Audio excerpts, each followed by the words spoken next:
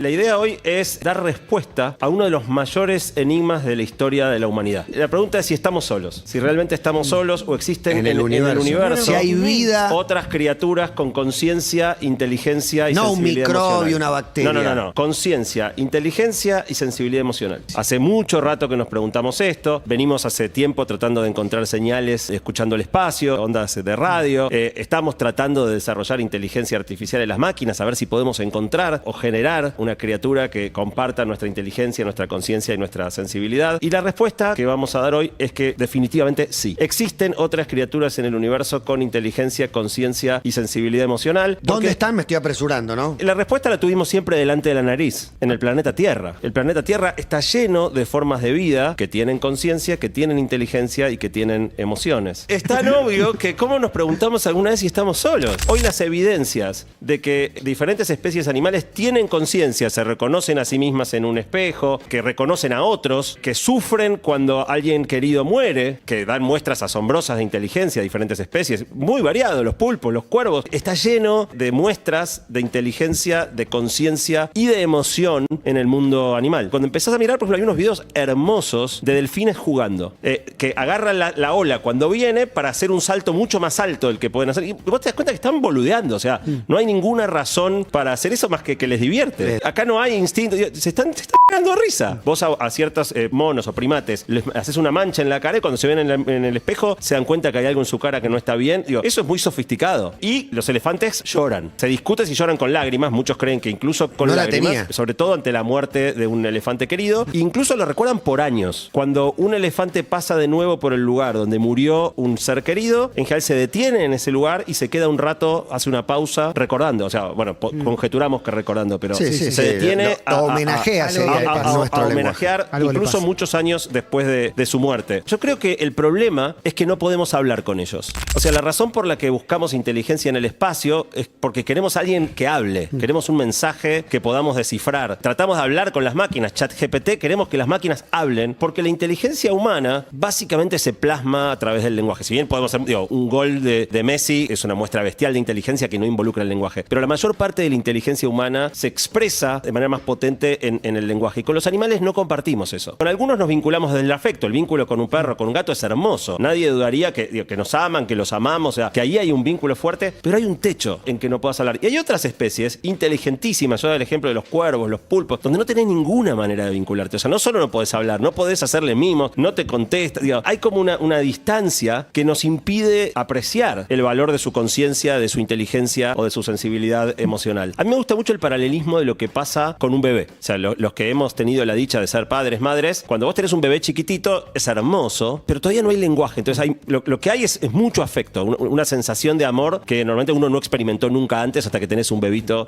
adelante. Pero el mundo se abre cuando los chicos empiezan a hablar. O sea, donde la inteligencia humana empieza a aparecer en ellos y te pueden decir por qué están llorando, me duele la panza. Digo, es muy notorio cómo el mundo se despliega en el vínculo padre-hijo, madre-hijo, cuando aparece el lenguaje. Hasta hoy la comunicación nuestra con los animales fue muy limitada y lo poco que tuvimos fue tratar de entrenarlos, algunos que pueden, tratar de entrenarlos para que entiendan algunas cosas de nuestro lenguaje. Por ejemplo, arre al caballo o sit al perro, dame la pata, y que sigan nuestras órdenes. O sea, hasta acá fue cómo introducimos algo del lenguaje humano para que el animal nos entienda y nos obedezca. En laboratorio hay cosas mucho más interesantes. Con entrenamiento cuidadoso, un perro promedio aprende 160 palabras. Al que le costó mucho que su perro dé la pata, sepan que si le hubieran puesto, no es algo que uno pueda dedicarle la vida a entrenar a tu mascota, pero si lo hicieras, un perro cualquiera entiende 160 palabras. Los perros más entrenados pueden llegar a 250 palabras. El otro ejemplo muy interesante fue con chimpancés y gorilas. Lo que hicieron fue enseñarles lenguaje de señas. El mismo lenguaje de señas de una persona que es muda, puede aprenderlo un chimpancé o un gorila. El caso más famoso hace unos cuantos años era una gorila llamada Coco. Coco aprendió 1100 señas. Incluso Coco tenía un gorila con el que vivía que también sabía lenguaje de señas, menos de 1100, creo que 600, pero también hablaban entre ellos. O sea, una vez que les metiste el lenguaje, incluso lo usaban para comunicarse entre gorilas, ya no solo con gorilas y humanos. Sí. Y es muy interesante porque mientras le enseñaban lenguaje de señas, también le hablaban. Coco no era sorda y llegó a reconocer 2000 palabras habladas. O sea, entendía más el lenguaje hablado. Obviamente no podía producir fonación, pero entendía más todavía el lenguaje hablado lado de lo que podía producir expresándose en lenguaje de señas. Y cuenta la historia, que es bastante divertido, porque muchos visitantes que iban al laboratorio se ponían a hablar entre ellos diciendo cosas de Coco, asumiendo que Coco obviamente no te entendía, y por las reacciones de Coco te das cuenta que te estaba escuchando. Coco entendía conceptos abstractos, o sea, formaba oraciones, narraba historias en pasado, hablaba de cosas que sucedieron, o sea, muy sofisticado. El verdadero tema de hoy es explorar ya no si podemos imponerle a los animales nuestro lenguaje, sino si gracias a la tecnología empezamos a tener alguna chance de entender el lenguaje de ellos, de hablar balleno, o hablar delfino, o hablar perro. Entenderlo y sintetizar y poder hablarles en su idioma, no en el nuestro. Fíjense que si ChatGPT pudo descifrar prácticamente todos los secretos del lenguaje humano, ¿por qué no usar tecnologías parecidas para descifrar el lenguaje animal? Hay varios problemas, no es fácil, no va a pasar la semana que viene. Para poder hacer ChatGPT fue posible porque teníamos todo el texto producido por humanos documentado en internet. O sea, pre-internet ChatGPT no hubiera podido existir, no era solo una cuestión de redes neuronales o de hardware, sino de data. Hoy hay gente empezando a grabar abundantemente a los animales, generar este tipo de bases de datos muy grandes donde tengas lenguaje hablado, digo hablado entre comillas, cada animal en su forma. Tenés que registrar los sonidos en el contexto, porque si no, no vas a entender qué está pasando. Entonces, parte del quilombo, cuando vos grabás delfines que viven de a muchos, es quién está hablando. Bueno, el gran desafío es es documentar los sonidos en el contexto y quién, o sea, con geolocalización de quién está hablando. Pero está empezando a suceder esto. El segundo problema con el que nos chocamos es que buena parte del lenguaje de los animales es no verbal. Hacen sonidos, muchos, pero algunos no. Por ejemplo, las abejas dan mensajes increíblemente detallados al resto de la colmena bailando. Hay una danza que hace la abeja. No la tenía esta. Sí, de hecho hay videos muy impresionantes. O sea, una abeja encuentra flores con abundante néctar. Tiene que avisarle polen, a toda su tribu. Vuelve y tiene una manera de decir en qué dirección está en relación al sol, para dónde tienen que volar y a qué distancia. Les baila una polca y van todos. Bueno. ¿Ves el bailecito? O sea, el largo del bailecito indica la distancia y la cantidad de veces que, o sea, está todo codificado, y la dirección te marca dónde tenés que tener el sol mientras volás para encontrarlo. Usan cosas que no son las que estamos acostumbrados. Las hormigas usan olores, feromonas. Los elefantes, aparte del sonido habitual del barrido del elefante, usan sonidos de baja frecuencia inaudibles para los humanos. Las arañas se comunican haciendo vibrar hilos de sus telas. Y sobre todo, muchas usan lenguaje corporal. Los perros y los gatos son muy expresivos, incluso más expresivos emocionalmente por su conducta y sus manifestaciones corporales que por su ladrido o su maullido. El último problema que vamos a tener que resolver es que hablan más de un lenguaje. Entonces, una misma especie criada en diferentes lugares del planeta, los lenguajes no son completamente distintos, pero son dialectos. No, es que un perro de Uzbekistán... Un perro de Uzbekistán no necesariamente ladra el uzbeco y uno de Argentina. Con los perros no lo sé, pero por ejemplo, muchas especies de pájaros que tienen cantos muy característicos y que se están... ahí hay otro mundo increíble. No saben la cantidad de información que intercambian los pájaros con esos cantos. Nosotros lo escuchábamos, qué lindo como canta el canario. Están hablando su lenguaje. En pájaros, por ejemplo, está muy estudiado que los llamados, que es como se llaman las frases de los pájaros, tienen variaciones según los diferentes lugares geográficos. Si bien esto recién empezamos a descubrir cosas increíbles e inesperadas. Les voy a contar un par. ¿Cómo les caen los murciélagos? El lenguaje de los murciélagos es mucho más complejo de lo que creíamos. Uno de los que más avances se hizo en entender. Discuten, se pelean, argumentan, se pelean sobre todo por comida. Tienen géneros, hablan distinto cuando le hablan a un macho o una hembra. Distinguen el género de a quién le están hablando y tienen un lenguaje. No distinguen entre géneros en su lenguaje. Tienen nombres individuales para hablarle de diferentes maneras a diferentes individuos. Reconocen a los demás y los llaman por su nombre. Y lo más tierno es que las mamás murciélago le hablan a los bebés murciélago en un tono distinto, como hacemos, viste que le hablamos, viste que un bebé no le habla como igual. Si fuera un idiota. No, le hablas más agudo. Hay como un lenguaje que une a mamás, papás y bebés, que es distinto de la manera en la que hablas un nene cuando se hace. Bueno, lo mismo pasa en los murciélagos. La mamá murciélago le habla al murciélaguito con un tono totalmente distinto que va cambiando a medida que el murciélago crece y adquiere su propio lenguaje. Hay otras especies con las que se viene trabajando. Hay una charla de TEDx Río de la Plata hermosa de hace unos cuantos años de un argentino llamado Marcelo Mañasco. Yo hablé con Marcelo, me ayudó para la preparación de esta columna. Marcelo tiene la vida más hermosa que uno pueda soñar, porque se la pasa en alta mar persiguiendo delfines y grabándolos. Bueno, él demostró que los delfines conversan. Y de hecho tiene una anécdota muy divertida que cuenta en su charla de TEDx Río de la Plata, que es que en un momento vienen dos delfines adolescentes, se le acercan, lo miran y se van claramente charlando. Y entonces... Hay que grabar qué están diciendo de mí. Bueno, qué claro, bueno. Están diciendo. Esto de la charla es de hace unos años, obviamente todavía no había manera de descifrar qué estaba hablando, pero dice, yo estoy seguro que me estaban mirando, me estaban sacando el cuero. O sea, mirá este, y el jodido diciendo, Mirá, Gil, qué poco hábil que es en el tiene agua. los dos ojos del mismo lado de la cara, decía él. Parece un lenguado. Muy bueno, muy bueno. Bueno, y por ser adolescentes, él especialmente cree que estaban jodiendo, que estaban medio tomándole el pelo. La otra especie con la que se trabajó un montón son las ballenas. Las ballenas usan una cosa que se llama codas, que es como un sonido bastante...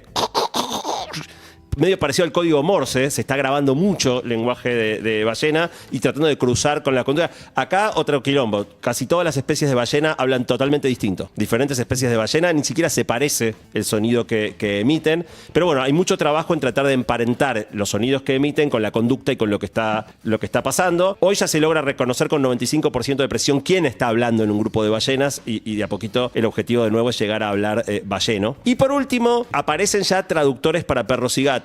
Hay apps. La más simpática se llama Bark GPT. No quiero subir las expectativas, todavía son bastante Me imagino. Todavía son bastante Sí, está en pañales. Es más gente que digo, no hay mucha investigación detrás, más gente que vio la oportunidad. Hay más deseo. Claro. Pero va a pasar. O sea, de nuevo, no sé cuánto tiempo es, pero va a pasar. Y si logramos descifrar esos lenguajes, se abren puertas asombrosas. Ya no de imponerles el lenguaje nuestro, sino de adquirir, entender y poder emitir el lenguaje de otras especies. Porque cuando nosotros imponemos nuestro lenguaje, suprimimos su cosmovisión. Tapamos lo que el animal tiene de mirada propia y particular respecto del mundo. O sea, el lenguaje es muy sensible al contexto. Nos está empezando a caer la ficha de que es mucho más interesante aprender el lenguaje de ellos que imponerles el nuestro. Y voy a terminar la columna explicando por qué es interesantísimo, pero a la vez muy desafiante. Investigando por esta columna encontré una cosa que yo no sabía que existía, que se llama la lista de Swadesh. Swadesh es un tipo que se dedicó a compilar todas las lenguas humanas y tratar de encontrar cuáles son las palabras que son el denominador común de prácticamente todas las lenguas. Y él encontró, seas un aborigen en el medio de Australia, seas una tribu filipina, o sea, Estados Unidos, donde sea, hay ciertas palabras que en prácticamente todos los lenguajes están. Por ejemplo, yo, tú, nosotros. Por ejemplo, grande, pequeño, cerca, lejos. Las partes del cuerpo, ojo, nariz, dientes. Ciertos verbos fundamentales, beber, comer, dormir. Ciertos sustantivos como camino, fuego o piedra. O sea, no hay prácticamente lenguaje que no tenga alguna palabra para designar estas cosas. La lista es de 200 palabras, es más amplia. Yo acá tomé algunos ejemplos. Y tiene sentido, porque hay ciertas cosas del modo de estar en el mundo humano que son medio universales. O sea, todo humano que hable la lengua que hable va a comer. Todo humano va a reconocer algún lugar como casa, sea una choza o sea un penthouse sobre el Central Park. Todos van a haber tenido en algún momento que interactuar con el fuego o que seguir un camino o reconocer algo que está lejos o que está cerca. Las cosas que nombramos marcan qué es ser un humano en algún sentido. Pero también el contexto le marca la cancha a los lenguajes. Está la historia bastante famosa de que ciertas tribus esquimales tienen 50 palabras distintas para nombrar la nieve. Lo que para nosotros acá tenemos 1, 2, máximo 3. Hay grupos esquimales que tienen 50. ¿Por qué? Porque la nieve es todo para ellos. Viven constantemente en nieve y definir cosas que para nosotros son irrelevantes, es decir, la nieve es un poquito más así, un poquito más asá, para la vida cotidiana de ellos es muy importante. Entonces, por un lado tenés lo que los lenguajes expresan por lo que todos tienen en común y lo que cada lenguaje adquiere producto del contexto en el que vive. Un delfín viviendo bajo el agua, hay un montón de cosas que no tienen sentido. El sentido de camino, fuego. Entonces, no vas a lograr que un delfín entienda qué es el fuego. Obviamente no va a tener una palabra para designarlo porque es un objeto que en su mundo no existe. Pero aunque le quieras hablar en su lenguaje, va a haber un montón de cosas que el delfín no va a poder ni pensar. Hay un ejemplo divertido que encontré que es probablemente, así como los murciélagos tienen algo para macho y hembra, tienen género, probablemente tengan macho y hembra, pero no tengan rey y reina. Mientras que en casi cualquier lenguaje humano, dado que alguna forma de autoridad existe, probablemente alguna palabra de ese estilo haya aparecido. Y entonces la pregunta es cuánto de lo que nosotros tengamos para decir tendrá sentido para un delfín y a la vez lo contrario, cuáles de las cosas que un delfín tiene para decir serán comprensibles para nosotros, producto de un mundo y una realidad que no somos capaces ni de pensar. Por eso yo creo que es más interesante, porque si logramos hacer un esfuerzo por entender, vamos a incorporar perspectivas y visiones del mundo que hoy no somos siquiera capaces de imaginar. En definitiva, o sea, ¿qué idea tendrán de afuera del agua. El delfín no sabe lo que no sabe. O sea, el delfín no es consciente de que existe el fuego o de todas las dimensiones del mundo que se le escapan simplemente por la limitación de su propio lenguaje y de su propia visión y su entorno en el que vive. Pero a nosotros nos debe pasar lo mismo. La pregunta que a mí me dejó esta columna y con la que cierro, empecé dando una respuesta a una gran pregunta y voy a dejar una igualmente grande, que es ¿qué aspectos del mundo nos estamos perdiendo nosotros por no hablar delfino o balleno? ¿Qué cosas de este mundo no sabemos que no sabemos?